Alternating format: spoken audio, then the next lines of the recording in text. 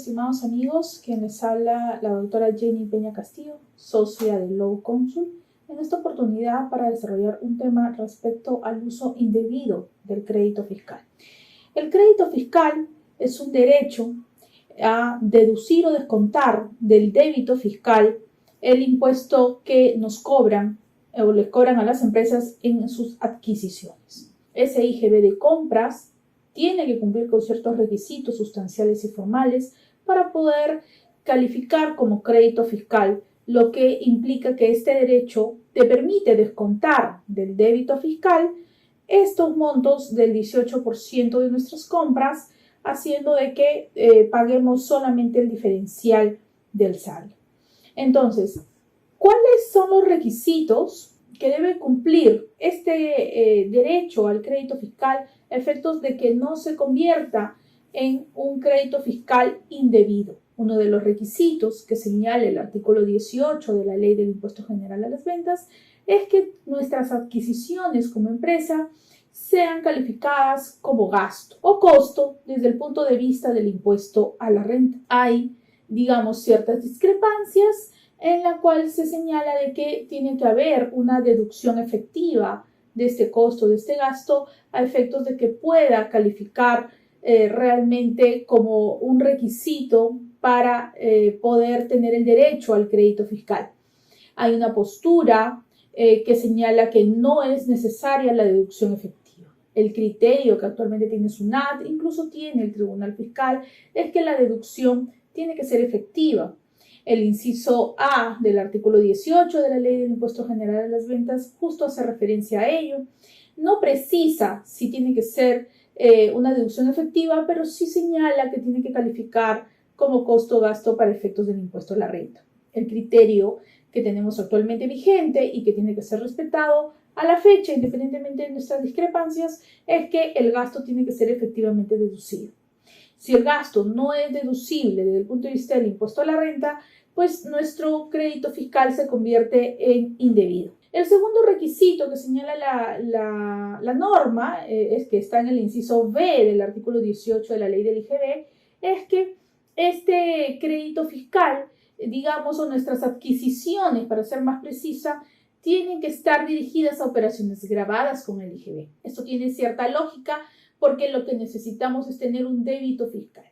Entonces, si por ejemplo yo soy una entidad, soy una empresa que solamente compra y vende bienes de primera necesidad, que se encuentran exonerados del impuesto general a las ventas, de acuerdo al apéndice 1 de la ley del IGB, entonces, como mis operaciones no están gravadas con el impuesto general a las ventas, lógicamente mis adquisiciones tampoco me darán derecho a un crédito fiscal. También puede suceder en el caso de aquellas entidades que se encuentran, por ejemplo, en la zona de la Amazonía, ¿no? Que se encuentra exonerada, las operaciones en esa zona se encuentran exoneradas del impuesto general a las ventas. Entonces, las adquisiciones que puedan realizar estas empresas tampoco les dará derecho al crédito fiscal.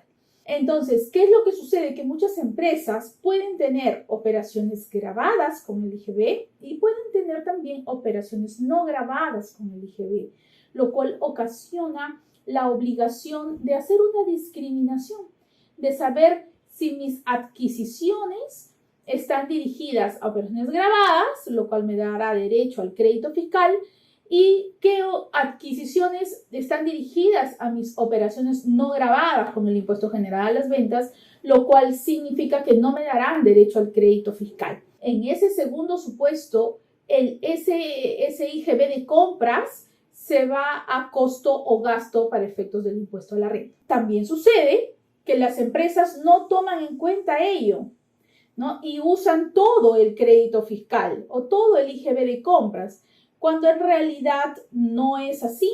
Entonces, porque no están cumpliendo por alguna razón con este segundo requisito para tener el derecho al crédito fiscal. ¿Qué significa? Significa que estamos ante un uso indebido del crédito fiscal. Entonces, tenemos que tener en cuenta primero que para que nazca ese derecho al crédito fiscal, tienes que cumplir de manera constitutiva con uno de estos dos requisitos sustanciales que están en el artículo 18 de la Ley del Impuesto General a las Ventas.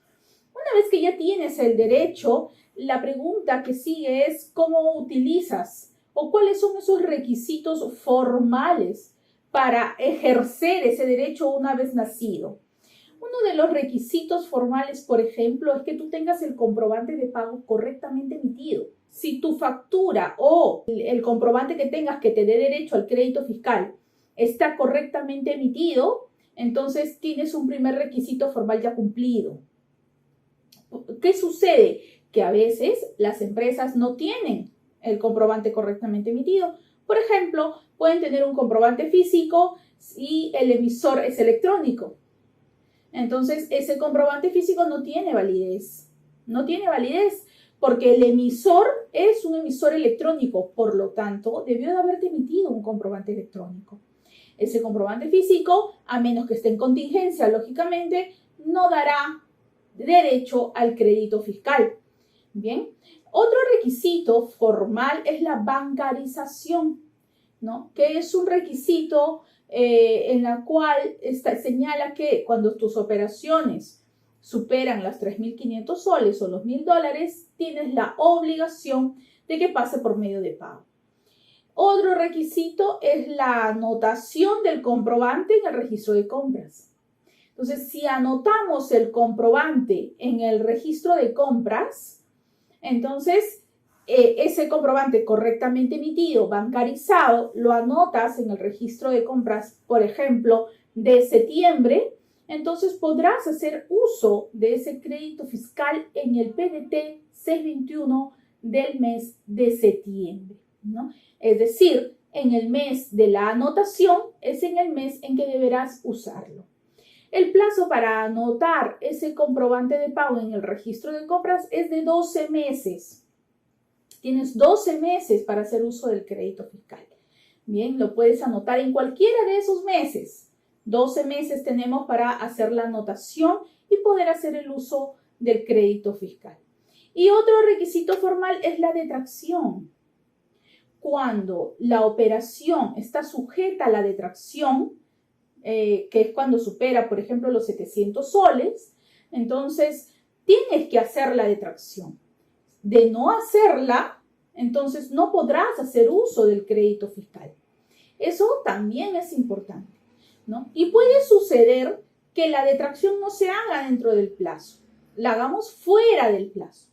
Entonces, ¿qué es lo que sucede? Que vas a tener que hacer un diferimiento del uso del crédito fiscal.